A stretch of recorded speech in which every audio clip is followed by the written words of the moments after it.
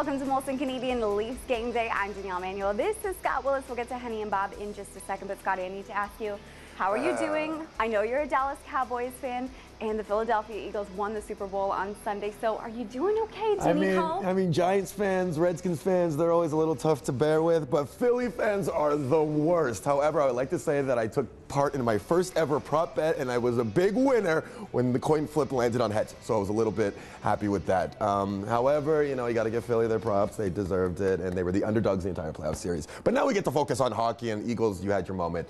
It's all about next season. So the Maple Leafs had their 4-game win streak come to a screeching halt on Saturday. And this was something that we were all anticipating because the Leafs, the Boston Bruins, this was a potential first-round playoff preview. How do you think that they did? Yeah, I felt like the dad's trip was going to be all smiles. However, there was that feeling that Boston was sitting there waiting for us. I mean, the top line in the league, missing Marchand, we thought maybe we could squeeze by and kind of squeeze a couple points out of the Bruins, but they were definitely waiting for us. And it was really kind of fun or weird to see that our star player, Austin Matthews, really struggled. And that shows you just how good Bergeron is. And it should be a very fun playoff matchup if we do face off against the Bruins. I will have to say, though, the fact that Bergeron was essentially glued to Matthews, that freed up space for Mitch Marner. I know they're on different lines, but it took the spotlight off of Mitch Marner. He registered 5 shots on net that game. He scored a goal. He got an assist. And I also need to give a shout out to Morgan Riley. He missed 6 games with an upper body injury, and it seemed like he really jumped back into the flow of things. He registered over 20 minutes of ice time, so he looked good. But now we're shifting our focus towards the Ducks. Yeah, I also want to tip my cap to Kasperi Kapanen. It just feels like since he's been inserted into the lineup, he brings this sort of different energy to that 4th line, and we roll 4 lines, and it's a very tough matchup for most teams. But like you said, the beginning of a 5-game homestand, and this is the real opportunity for us to start making hay and really start taking over and getting momentum going into March and to April. For more on tonight's matchup, we throw down to Henny and Bob. Scott and Danielle, thanks very much. And Bob, big homestand on tap, and you look back to the previous homestand, 6 consecutive games, and the Leafs really struggled, went 2-2-2. Here we are at a critical point in the season, 5 straight in this building.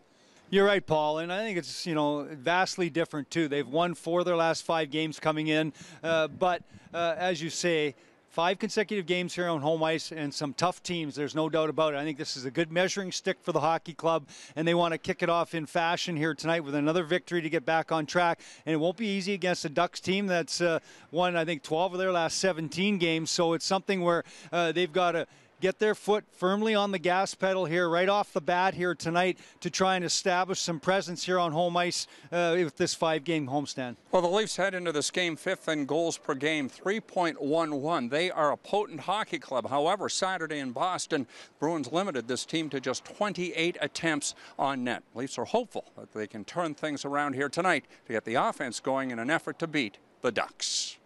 We've been playing well. We just had an off game on Saturday. We just got to regroup and play the way we've been playing. So, I mean, we don't need to keep talking about Saturday. We're just going to move on, and obviously a new challenge, a new day ahead of us against another good team. So, we're going to make sure we're ready tonight.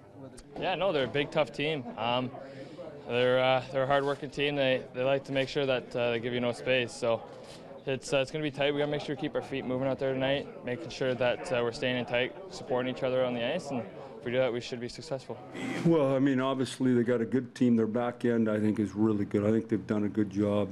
Bummer and whoever they have drafted there, they got real good players there, and they've moved good players. I mean, that I think is a great player. So you go through that, they've done a real nice job there, and they have good depth. And to me, they got a good luck in a hockey club now. Like you say, we don't see them enough.